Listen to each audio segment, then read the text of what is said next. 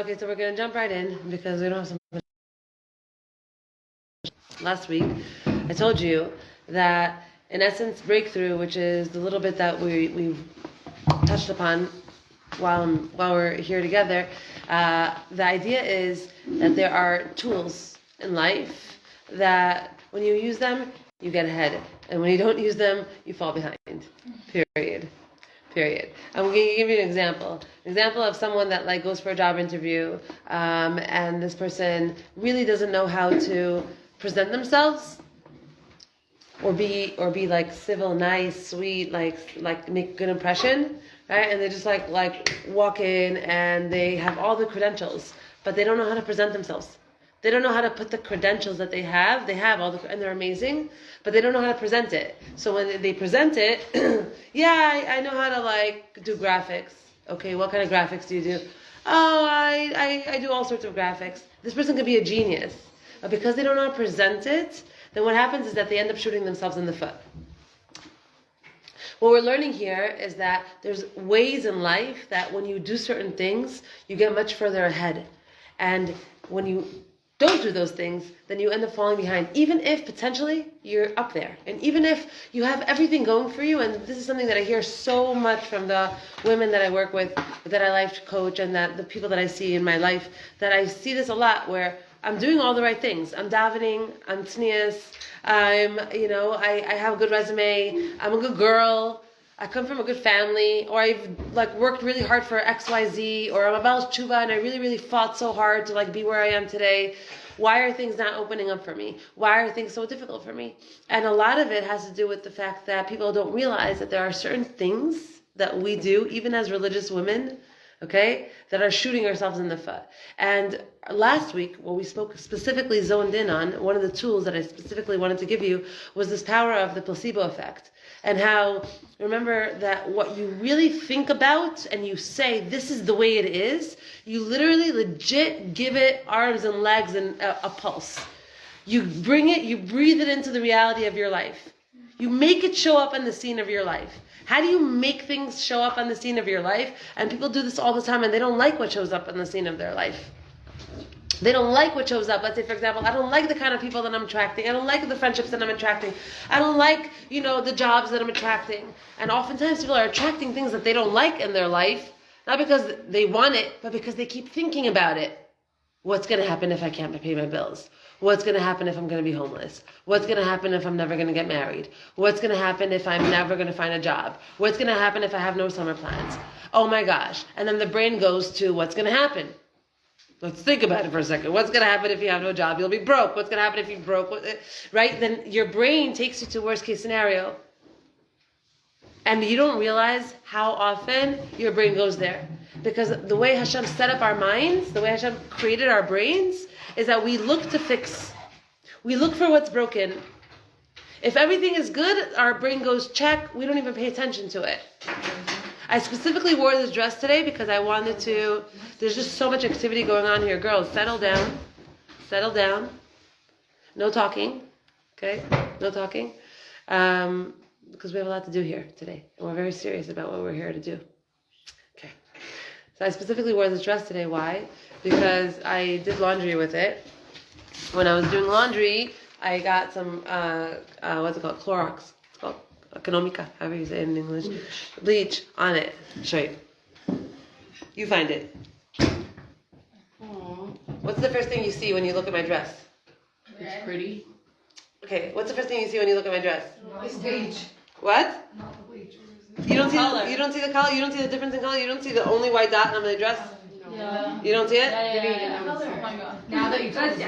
Okay. So really, the way our minds are, the way our brains are set up, is that everything can be good. You can have a fully red colored dress, but when there's a white dot, our attention will go to that dot. If there's a white board and there's one black dot here, and I'll ask you, here, I'll just do it right now. No. Sorry. I think I might have written it down. What is it? It's No, not that. I don't like the lines on the board. Okay. If I ask you, imagine the whole board was clean right now, and if I would ask you, there's no markers here? Here. I would ask you, what do you see What would you see? A black dot. A black dot. How come you see one black dot and 5 billion white dots, and you tell me that you see one black dot? Color stands out. What? Color stands out. Because it stands out. Exactly. The board is composed of a million white dots. But when I draw a black dot, your focus will go directly to what stands out. What's missing, what's broken, what needs to be fixed. That's how our brains are created. Now, our journey in this world is to rewire our brains constantly. When you rewire your brain all the time and don't let your brain, take you almost like a little dog in a leash. If you put your brain on a leash, if you choose what you're going to think, like we said last week, that if you go to a wedding and you go to a smorgasbord and you decide what you want, you're not going to take everything on the smorgasbord on your plate because you don't like everything on the smorgasbord. You don't want everything. You want specific things. When we start training our minds, our brains to work for us, that looks something like, I decide what I'm going to think about, because the power of my thoughts is so powerful. The actual power of thought is so powerful that it brings about what I'm thinking about. People don't realize, they're like, why do I have to deal with this? And why do I have this husband? And why do I have this life? And why do I have this body? Because you don't realize that 99% of the time, you're looking in the mirror, or you're looking at your life and judging it and seeing what you don't like. You're looking at the black dot in your life and saying, I don't like this. Yeah, I have a house. I have my health, thank God, yeah. I have my parents, okay, fine. I have siblings, fine. I have money, yeah, I know. But I don't have that one friend that I'm dying for. That one awesome relationship. And then a person can live their entire life thinking about the things that they don't have, that they wish, I know, yeah, so I have a car. I have a school. I have arms. I smell, thank God. But I'm not married. And then people walk around with their one pain or their two pains enveloped in it. And you could see it on their face, and they're wearing it on their sleeve. And that's what we're saying here. The reason these things are showing up in your life is because you don't realize how much you're thinking about them. That's why it's coming up. A person that's rich, I guarantee you, is not thinking about, oh my God, what's going to happen if I'm homeless? What's going to happen if I can't pay my electricity bill? Because rich people get, what's the quote, that the rich get richer and the poor get poorer? Where does that all depend on? Mindset. And when you are a powerful person in this world, and you want to get ahead in this world, and you want to continue shooting yourself in the foot, even if you have all the potential and everything working for you, but you're doing things to shoot yourself in the foot, if you're in a place, you understand that my mind in here is the most powerful thing in my life, and what I have in here is going to manifest into what I have in here in my life. The kind of man I'm going to attract, the kind of home I'm going to have, the kind of job I'm going to have, the kind of body I'm going to have, the kind of a dent that I'm going to make on this world, on this planet. It all starts and ends in here. And now we have to understand this. There's a tug of war in here. The tug of war is between the nature of the way we're created. Our mind is set up for survival. It's not set up for thriving. It's not set up for success. It's set up to survive, to breathe, to live, to eat. That's what it's set up for. Our mind is set up to fix what's broken.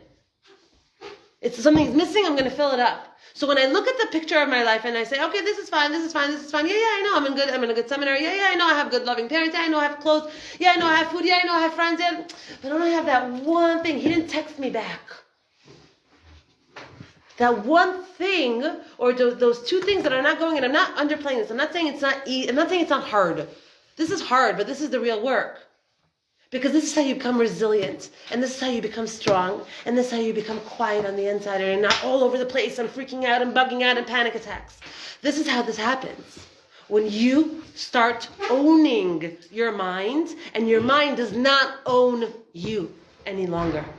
What that means is that if your mind all of a sudden, this is what your mind does, and this is what it will continue to do until you're 120, but when you get out ahead of it, when you learn to curb it, when you learn that you're in control, then it's going to happen, but it's going to be a lot less scary for you.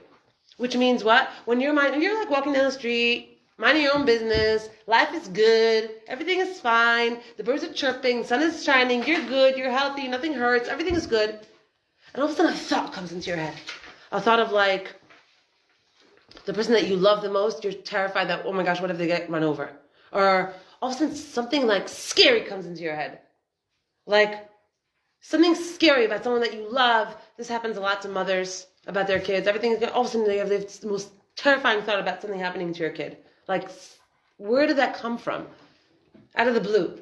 All of a sudden you have something scary happen to you, like your fear of you not getting married, of you not having what to do with your life, of you never being good enough, of something. It just like attacks out of the blue. Poof, like you just got ran over by a car. And this thought comes and it puts you in a state of like fear, panic, puts you in a state of anxiety.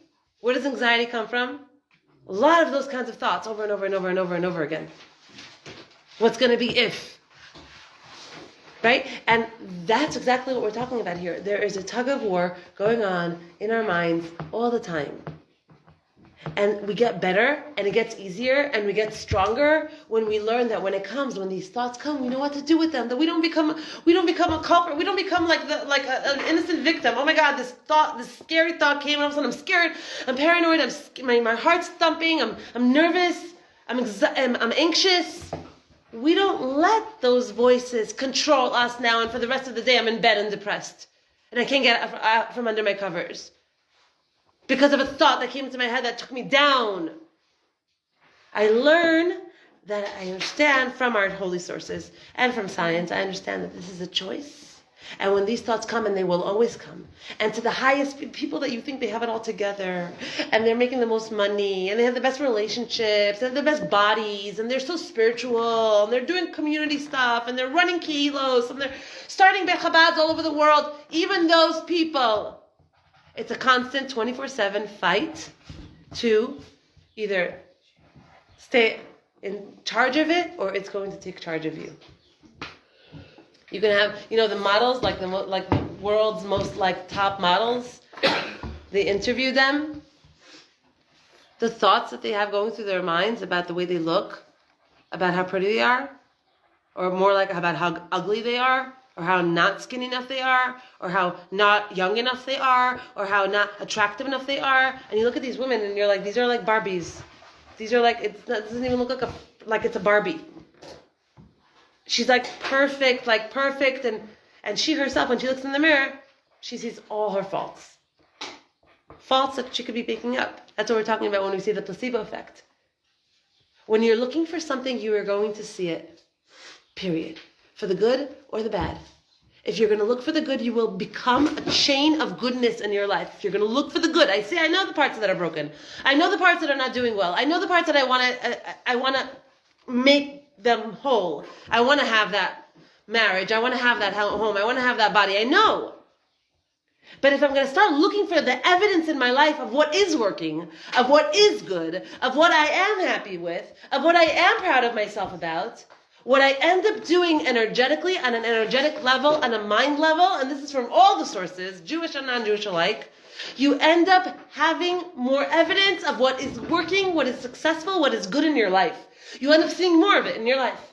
If you are looking for evidence that you are not thin enough, successful enough, cute enough, positive enough, spiritual enough, Chabad enough, whatever it is, if you're looking for evidence of where you are not enough, you will find it, you will see it. It's called the placebo effect. You create it with the power of your thoughts. Because we don't have time here, I can't take you into the Spheros, and I can't take you into the Zohar, and I can't take you into all the places where this is all stemming from Spheros HaKeter, where all this comes from. But this is legit how the whole thing works. If you want to see it, you're going to see it. And you know what? The bottom line from the whole thing is you got to fake it to make it. That's the bottom line. Fake it to make it. You don't see it. So what if you don't see it in your life right now? Ooh. Get used to that, honey. Get used to not seeing the things that you want to so much have in your life. Get used to not seeing them and willing them into the existence of your life. By not being like everybody else. By saying, oh, I don't have a job, now I'm sad. Oh, now I have a boyfriend, now I'm happy. Oh, my boyfriend doesn't like me anymore, now I'm sad. Oh, I got a job. Oh, I got fired. Oh, I made the plane. Oh, I missed the train. We can't live like that anymore. When outside circumstances and experiences and things determine how I feel. How I feel, and this is the big one, underline this and write it down and I don't know, frame it for yourself, because it took me 40 years to realize and to understand and to live by today. How I feel determines the outcomes of my life. The outcomes mean what actually manifests. The job, the relationship, the body, the thing that you want to do, your dreams and goals.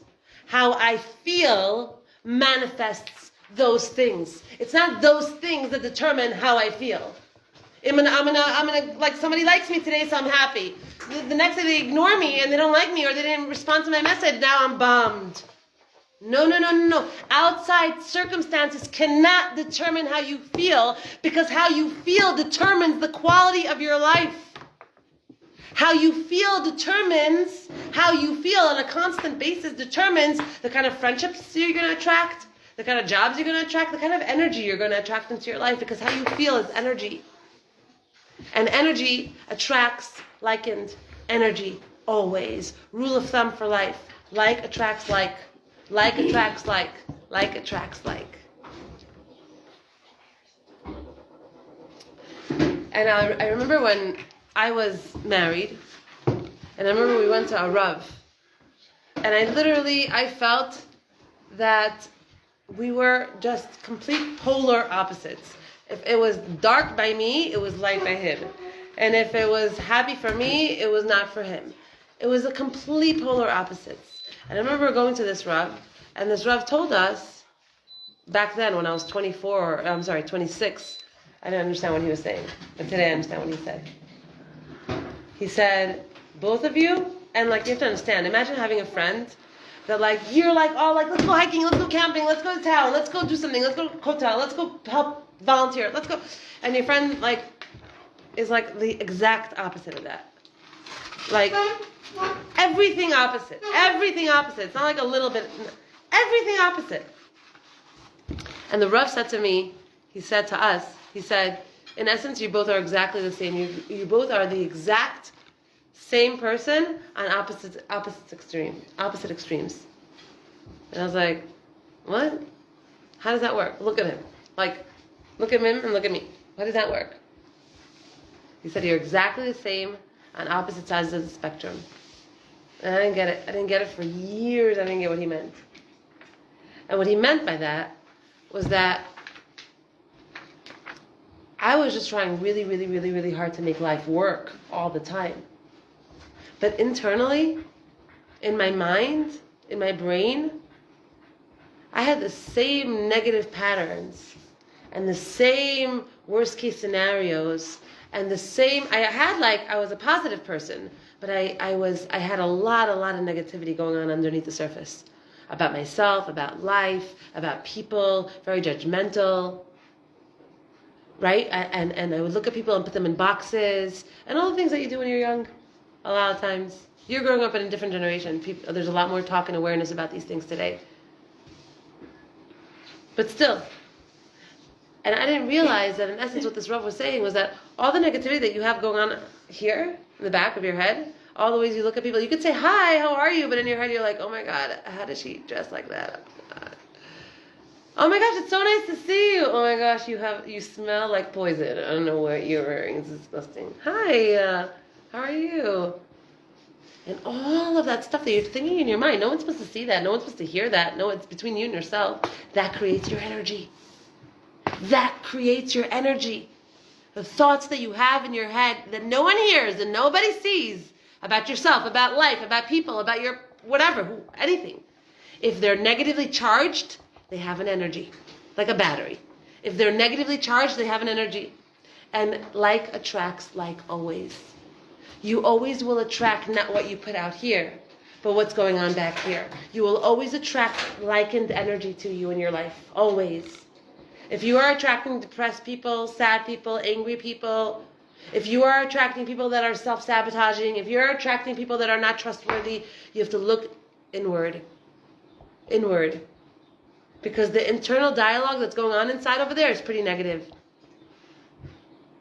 The judgments, the putting labels on yourself and what you did and what you didn't do and the mistakes that you did and how stupid you are and how not pretty enough you are and how not rich enough you are and how not all these things, all these thoughts, they create an energy.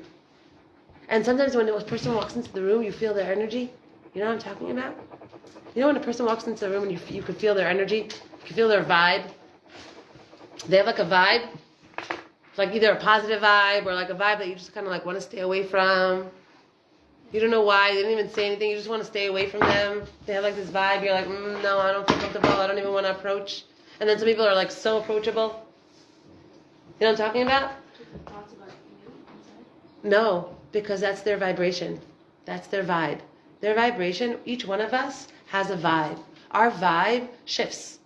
When you're in a good place with yourself, you have positive thoughts, you're saying thank you, you're grateful, you're in this like working on yourself place, you're looking for the good, you're being dalakav zechus, your vibe goes up. Even by the non-Jews, this is something that they're learning, it's become a much more learned thing now, mindfulness. It's a real thing. Your vibration goes up. Where you vibrate, where your energy is, that's what you attract from there. But if you're a person, right, that's in their mind, is like, that person is so mean, that person is so rude, that person sat in my bed, that person took my deodorant, that person is so disgusting, I feel so nasty, I'm so not this, I'm so not that. If that's where your thoughts are, that's where you're vibing. And where you vibe, that's where you attract from. You attract people that are vibing like you energetically. You understand? So today, our next tool that we're going to go into right now is the power of speech.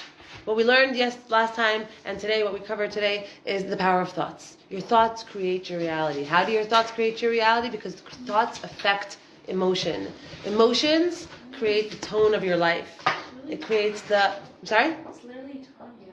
Yeah. It's a lot of Tanya, but Tanya brings it from Zohar and from different sources. I went straight to I didn't go to the Tanya for this. So I brought some Tanya, like 2-3 places throughout Breakthrough, but I went for where he quotes. I went to the sources, to the Zohar, I wanted to really, really understand the building blocks of it.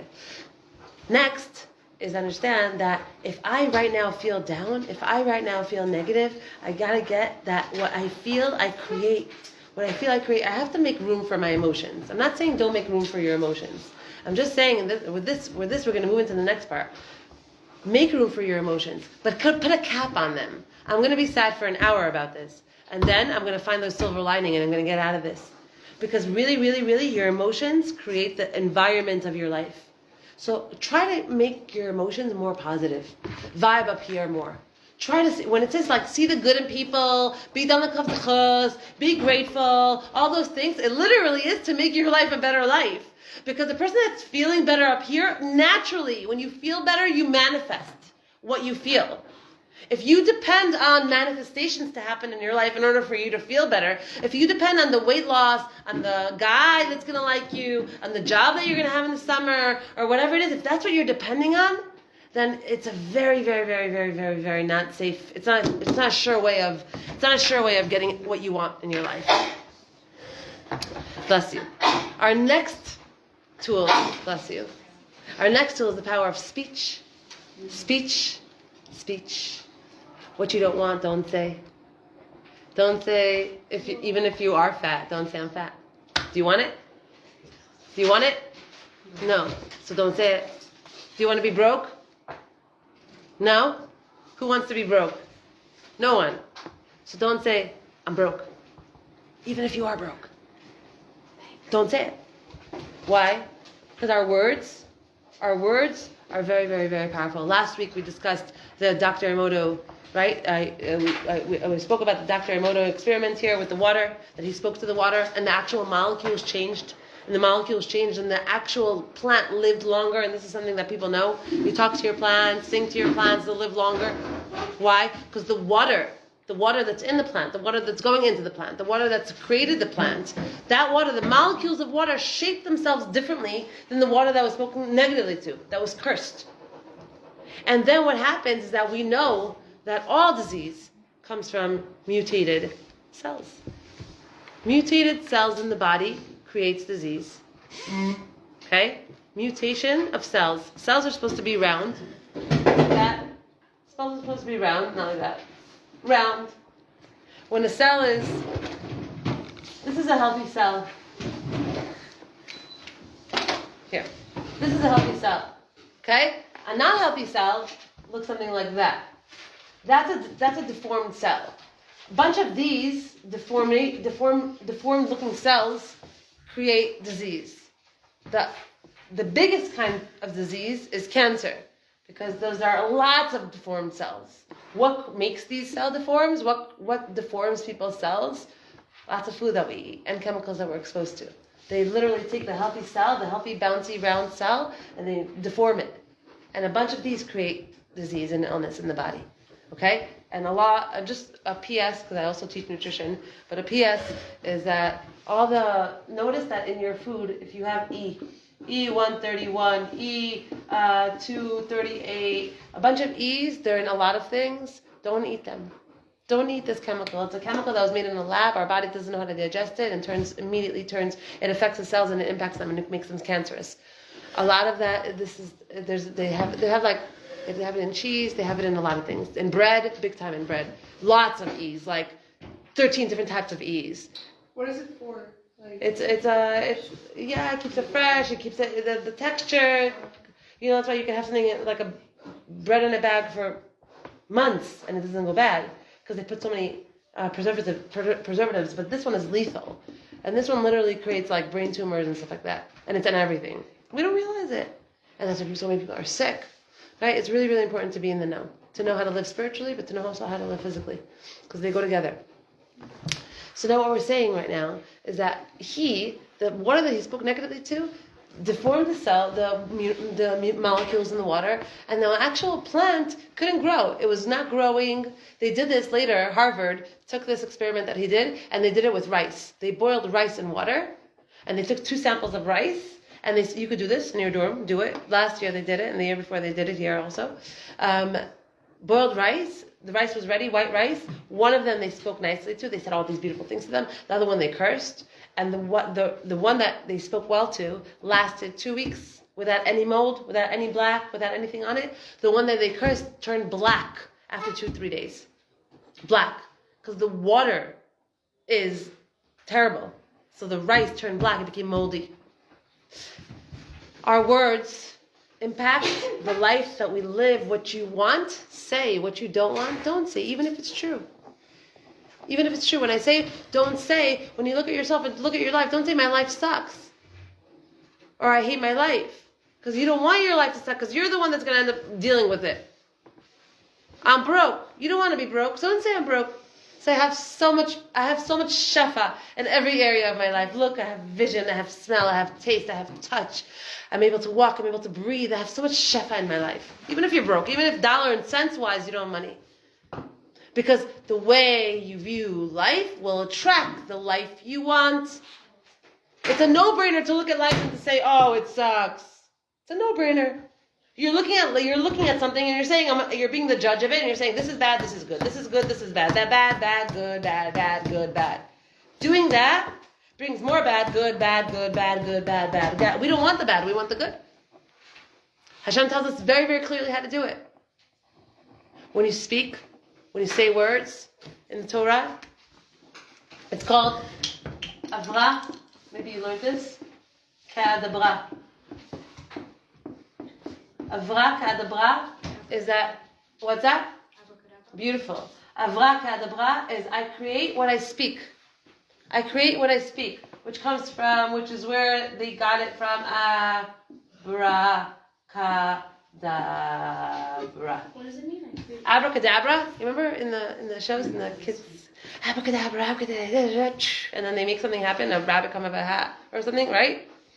Abracadabra comes from avracadabra, that I literally create in my life the things that I speak. I give life to the things that I speak. And we see it in this experiment. We see how literally the molecules change. 70% of your body is made out of water. When you say negative things to yourself or in general and you think dark things or negative things or you hate on someone or you hate on yourself or you hate on your situation, the molecules in your body change. And people get older and sicker that way. Take a person, and they've done these tests, take a person that is a positive person. More positive person, a more optimistic person. Take a person that's more a negative person. You can literally see how they age differently. Thinking negative makes you age earlier. Thinking negative and feeling negative makes you look older. And it's also a breeding ground for disease. Because that's what it does. So literally when you speak to yourself, you're changing the molecules in your body. When you speak to yourself, what do you want to see in yourself? What do you want to see in your life? You want to see success? You want to see health? You want to see love? Do you want to see spirituality? You want to see connection? What's what you want to see? Start saying that to yourself. Start saying that out loud. Say it. Your body hears you. And your body doesn't know the difference. You tell you're ugly, it's like, okay, the cells mutate. You tell you're beautiful, okay, the cells turn into beautiful crystals and snowflakes. What you tell it, it buys. It buys it. It buys it. Just tell it what you want it to buy. And then it will give you what you want to feel. Does it have to be speech or it can be thought? Thought and speech. Meaning when you think it, it has a vibration, it creates an energy. When you speak it, it changes physical reality. When you speak it, it changes. That's why you're supposed to, when you daven, you're supposed to hear yourself speaking. You're supposed to hear yourself davening because the actual words, that's why they say, just like say to him, like it doesn't even have to be so much bekavana, right? Sometimes because actual words are powerful. They shape yourself. They shape your life. Baruch Shamar v'haya. God said it and it was. God, we are pieces of God in this world. What we say, we breathe life into. What you say is very, very, very, very, very, very magnetic. Your words are magnets. You pull into your life the things that you're focusing on, the things that you're seeing in your life, things that you're saying in your life. If you look at yourself in the mirror and you see all the flaws and you see what you don't like, but you look at yourself in the mirror and you say, your skin is so beautiful. I love your eye color. Your body is so healthy. You don't have to lie. You don't have to say you're skinny mini. You don't have to say you're skinny mini when you're not. Your body is so healthy. It's full of health. You're so in alignment with yourself. Say it, or your body's listening to you. It just follows what you say. If it could create mutated cells, then it creates, and if you create mutated cells from speaking negative, then it could definitely create beautiful cells, which we've seen it. We've seen it on discs. We've seen it on data. We have hardcore evidence of this, that this is what happens when you speak. It changes the environment around you. Okay, so look inside for a second. Dibul it comes from dibul, also is the word dibul. We know Hebrew has everything in it, right? So dibul has the shorish of davar. Davar is what? Word. Davar is Thing. a thing. Dibul is a word. What you talk, you turn into something. You turn into a thing. You turn into reality. You manifest. Okay? Dibur turns into davar. Your words turn into things. Okay? You have it right here. I wrote it here for you. Man is the only creature that has the capacity to express his thoughts, feelings, and desires through words. Okay? Words are very, very spiritual. Very spiritual things. That's why words hurt so much. If they're nasty words are said to you, that's why they hurt. They kill so much. They can kill so much because they're. If we had X-ray vision, if we had spiritual vision, right now, what we would see happening right now in this room is that we're learning Torah. Everyone has their thinking caps on, which is what it looks like. I'm speaking Divrei Torah. You're hearing Divrei Torah. We're learning it together. What we would see happen, you would actually see words, we would see them become physical manifestations, realities, bodies of energy. We would see bodies of energy because that's what's really happening here. That's why a person can, this is what happened 3 nights ago. 3 nights ago, my sister calls me. Oh, I have to tell you this. Okay. Check it out. Okay, I'll tell you. My father was sick last year and 2 years ago, very, very sick. We did a lot of things for him. And one of the things that we did for him, I started a WhatsApp group for Shmir Salashon every single day, 2 halachos of Shmir Salashon every single day. And I have about 300 people on that WhatsApp group. And every night, for a long time, I've been doing 2 halachos on this WhatsApp group for all these people, for my father, this Chosr K'vah Shleima. Anyway, Baruch Hashem, my father started feeling better. Much better, thank God. And right before Pesach, like a month before Pesach, I was like, this is too much. Like, we already finished a whole book, and we were up to a book and a half. I was up to the second part of the second book. And I was like, I can't be committed to this every night. It's hard for me. Like, I need not to have to, like, always remember to do that. So I was like, I'll take a week of break. I'll take a week break before Pesach. I have things to do. Anyway, time stretched. And 3 nights ago, I still haven't gone back to the group. I haven't continued it. 3 nights ago, my sister calls me and she says, I'm in the emergency room with Abba. He's not feeling well. He has like severe pain in his left side, and he's also in treatment. So it's like scary, like what's going on. And they're rushing him to the emergency room. They put him in. They scanned him. He was screaming on top of his lungs from pain. My father knows how to take pain. He never yelled. He was in pain like crazy. Right when she told me that message, my first thought was, okay, let's light a candle for a tzaddik. I'm going to pass around his name. I'm going to say to him. And then all of a sudden I remembered, Holy Chatter, my group that I started for his Zchus Refuah Shalema. The whole thing is based on speech, right? What speech yes, what speech not. Speech is very, very powerful, huge. So I went back up on the group and I posted our first lesson and I shared our 2 halachos. A bunch of people came, a bunch of people listened to the thing. 2 hours later, I'm in touch with my sister, I'm in touch with my family, they're all in the hospital, it's the middle of the night. This is just now this week. What's going on with Abba? So weird. The doctors don't understand what's going on. His pain is gone. Nothing came up in the tests. Nothing came up in the blood test or the x-ray or anything like that, and his pain is gone. He went from like extreme, like when we told him Abba on a scale of 1 to 10, and he's been through like some severe things, and he's always like 5, 6, even when he was like insane pain. And he was like, I'm on a 9. 2 hours afterwards, it was subsiding, and then it went away.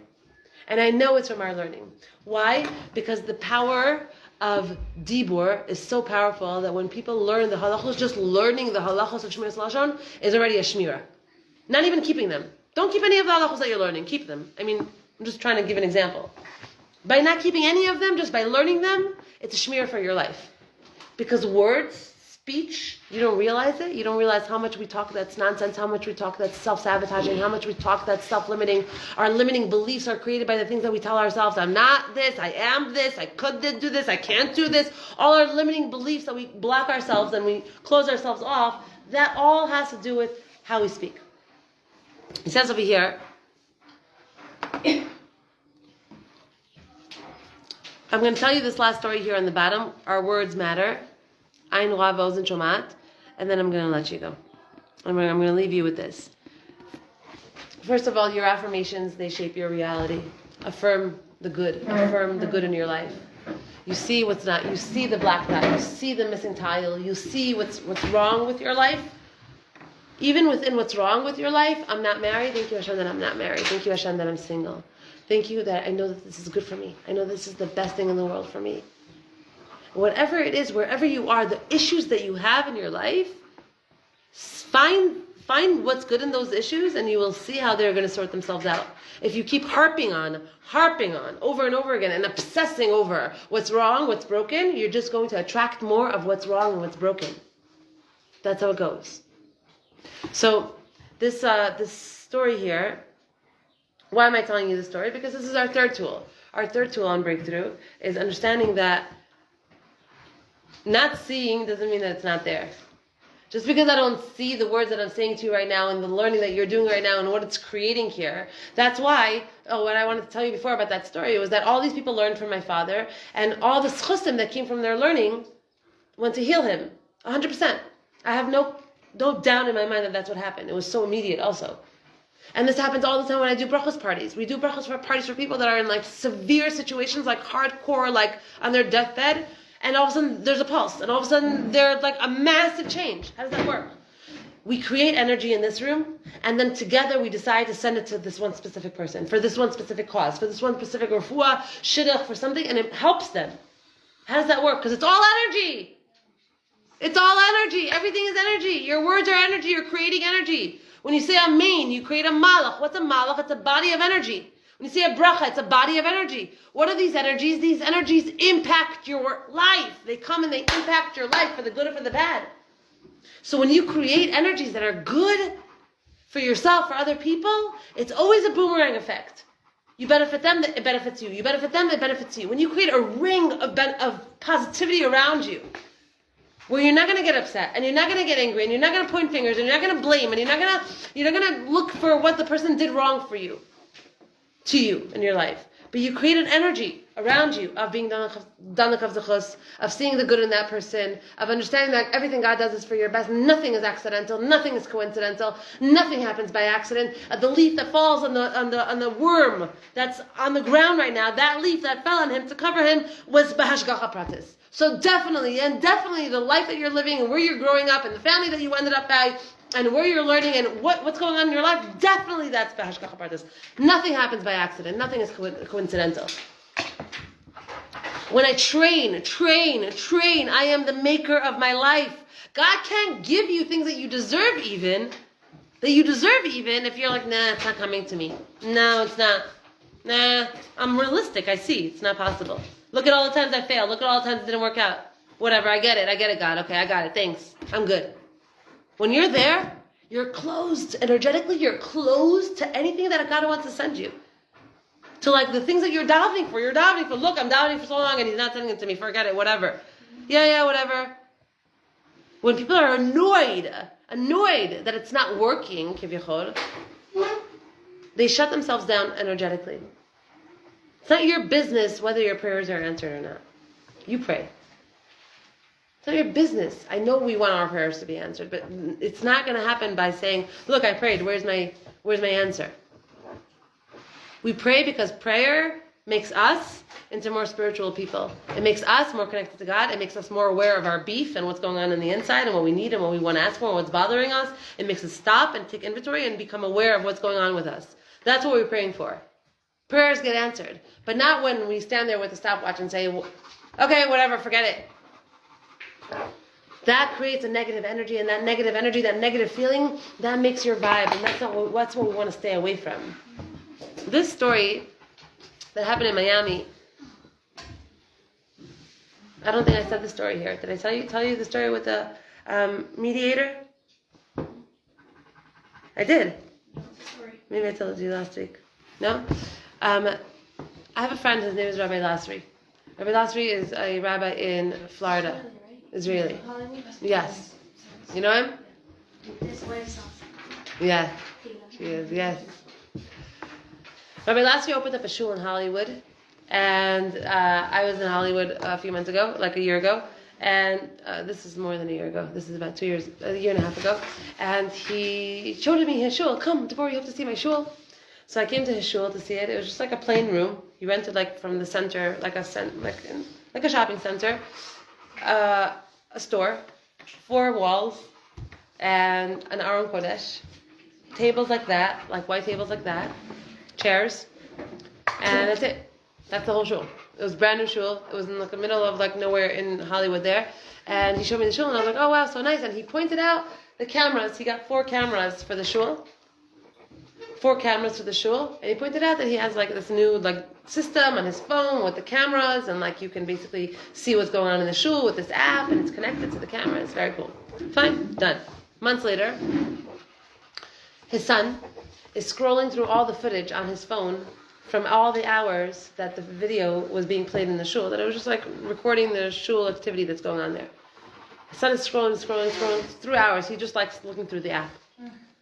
And all of a sudden, he saw, it was in the middle of the night, the shul's dark, the shul's closed, there's no one there, and he sees that in the first row, 3rd chair, it looks like a cloud, like a real cloud. I could show you this after class. A cloud hovering around one chair, back and forth, all around this one chair, back and forth. So his son says to him, Abba, what's this cloud over here? And now it's dark in the shul, and he looks at it and he's like, I don't know, maybe there's something on the camera? Maybe there's a piece of lint or something on the camera. He goes to check it out. There's nothing on them. They're brand new cameras. There's nothing on them. There's not even dust. Nothing on the cameras.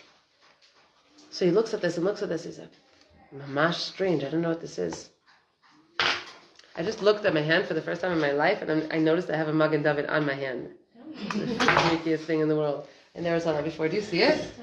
Look, this. Do you see that? Yeah. Wow. So cool. Okay, so I'm a Jew. Palm reading stuff.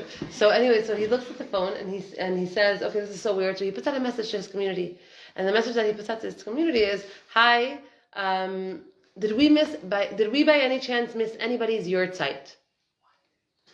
That's the message that he puts out. Nobody gets back to him. No, he's telling me the story firsthand. Okay. 10 minutes later, this lady calls him. Hi, Rabbi. This is whatever, Evelyn. I'm part of your shul. I have this lady staying by me from New York, and she's a mediator. And he's like, okay. And she just she saw the message you put out, and she got a very, very strong feeling that she needs to go to your shul.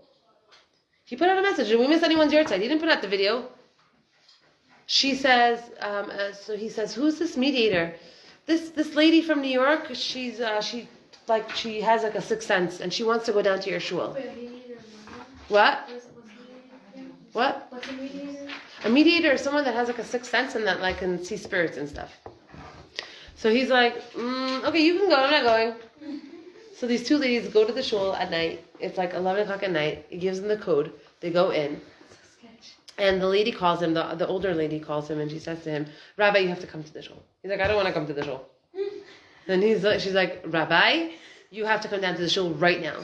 He says to me, Deborah, I walk into the shul, and I see these two ladies sitting there. This older lady looking at this young lady, the mediator lady, and this lady's she's Jewish, and she's okay, she's looking at her, and this lady that's sitting there is like looking at this, and she's like, wow, Mata Omer. Really? Corona? $250,000? Wow. Psh. Okay, like that. And they're both standing there, Rabbi and this lady, and they're both like just looking at this woman, just like talking to the air. Crazy lady on a hotel. Yeah, crazy lady, basically. Yeah. So he says to her, what's going on? And she says to him, Rabbi, this is what happened. There's a man that davens in your shul. Let's call him Reuven. He davens in your shul. Reuven was in a 3-way business deal with 2 other people, and they all put $250,000 into the pot to go into this business deal together. One of them got during Corona and died. And his money stayed with with this man that davens here in the shul. The money that he put into the business deal stayed with the money in the shul. The guy that died, the guy that was nifter from Corona, so he's here now. And she's like, he's what? He's here now? Yeah, he's here. She said that she even heard his voice. Like she was able to hear. He has a deep voice. It's a raspy voice. He told her that he passed away during Corona. He told her that his money was left with this man. He told her that he's completely secular. He's from Israel. Totally secular. Very irreligious. But this man that davens in the shul in Miami, in Hollywood, he goes to shul and uses the money that he left with him for buying things for the shul, for cleaning up the shul, for donating to the shul, for donating to Aniyim. He uses that money for these things. He said, this man, because he does that with my money, I'm good. Things are really good for me. But it's been a week, and he hasn't come to daven, and he hasn't come to shul, and I have no air. I can't breathe up there. He tells him. So he came down to the shul to look for this man. Now imagine for a second. Imagine how often this happens when there are no cameras and no mediators. Imagine how many times neshamas come down because they have beef with the person that's living and they can't communicate with him because there are no cameras and there are no mediators. So we don't know whether they're there or not there, when they come or they don't come. This neshama had a schus. Because what ended up happening was that the rabbi, my friend, calls this Reuben guy and says, can you stop? Sorry, it's very distracting to me. Thank you. A minute, we're done. He calls this Reuben and he says to him, is it true? Is it true that this happened? And he says, oh my God, how do you know about this? No. And he says, this guy is here. He's here. And he says, whatever his name is, David? He's there? He says, yeah, David's here. And he said that he left this amount of money by you. And he says that as long as you come and daven and as long as you do things for the shul and as long as you're good with the shul and doing mitzvahs with his money, he's breathing. But when you don't come to shul and he can't breathe, basically, in the next world. This whole thing went viral. It went all over Israel. I could show you the video. Okay, you see the video. You see the neshama going around. It's something that's known that oftentimes the eye of the camera is so much more something than the actual physical eye, that it doesn't have a certain casing that the actual physical eye has. So it picks up on spirits and it picks up on energies and it picks up on these things. This is not the only story. There's millions of stories like this. What ended up happening, this thing went viral all over Israel. Okay, this thing, and he never missed another minyan. This guy, Reuven, never missed another minyan. And this rabbi tells me, this is off the record, and with this we're going to end. He tells me nobody knows this, but Sunday morning she came back to shul with this older lady, this mediator, and this rabbi was there from New York. And he walks in and he's like making himself a coffee, and he overhears this whole conversation of the spirit and the thing and the money, and he was like, yeah, I don't believe in this stuff. I don't believe in mediators. I don't believe in this people. I don't believe in this stuff. And she was sitting there. So Rabbi Lassie is telling me, he's like, you don't understand what she did to him. I was like, what did she do to him? Oh my God, what'd she do? And he's like, she looked at him and she says, oh really, Rabbi? You don't believe me? And he says, no, sweetheart, I don't believe you. I'm sorry. And she says, can I tell you something I see about you? I see in you? And he says, yeah, go ahead. And he had a coffee in his hand. Go ahead. And so she says to him, you have throat cancer. And in that moment, he drops his coffee on the floor. And he says, how in heaven's name did you know that? And she says, you came to Florida for treatment. And he goes, and meanwhile, Rabbi Lassie was telling me that the guy went from like dark to white. And then she says to him, and I want to tell you why you have the throat cancer. And he looks at her and he's like, oh my dear God, why do I have the throat cancer? And she says, you're a big rabbi, you have a large following, you have lots of people coming to your congregation and asking you for eitzah, for, advice, because you're such a holy, high and holy rabbi. But we both know, she says to him, that you have no Yiras Shamayim. You're not doing any of it for God. You're doing it all for yourself, for money, for prestige, for kavod. She says in Shamayim, they don't want your Torah. You have to stop teaching. They don't want your Torah. You have not an ounce of Yiras Shamayim in your heart. You're not doing it all for Klal Yisrael, for Torah, for Hashem. You're doing it all for yourself. And she says, and we know that when you go home, you clean the floor with your wife. You yell at her, you curse her, you put her down. She says, they don't want your Torah and Shamayim. You have to stop, and that's why you have the throat cancer. Rabbi Lasser said he walked out of there, literally, with his head between his legs, like embarrassed and what, pale white. And we don't know when the end of the story happened with this rabbi. But why am I saying this to you? And this is, we're going to tell you, wrap up. What your eye sees and what your ear hears is very limited. There's so much more beyond that is right around us, What we say, how we think, it's the energy. We create these energies, and they're real. They're tangible. If we would have the eyesight to see them, we would reach out for them. We would see them. Say what you want. Think what you want. Be the person that vibes on levels of positivity and of being optimistic. Be on that place. People are doing wrong. Don't fight. Avoid fights and avoid machlokas like the plague, because it'll always come back to shoot you in the foot. It'll always come back to bite you in the rear end. Stay away from machlokas. Stay away from drama. Stay away from gossip. Stay away from all these dark energies, because they are these energies that make people depressed, anxious, sad, broken. These are the energies, and that's what it says in Tehillim, that our averos in the end turn into bodies of energy that come back to haunt us. And that's these energies that come from our averos, these bodies of energies, this malachim. There's the good malachim from when we say good things, but there's bad malachim when we say bad things or when we do bad things. And these are the energies that come to hurt us. And then I don't know why I'm crying. I don't know why I'm anxious. I don't know why I'm depressed. I don't know why I can't get my life together. Because they're after us, and we have to clean it up. By how? By creating light. It was so nice to meet you, girls. Be in touch if you need anything, if you want to talk about anything. Thank you so much. Thank you. It was great. Thank you so much.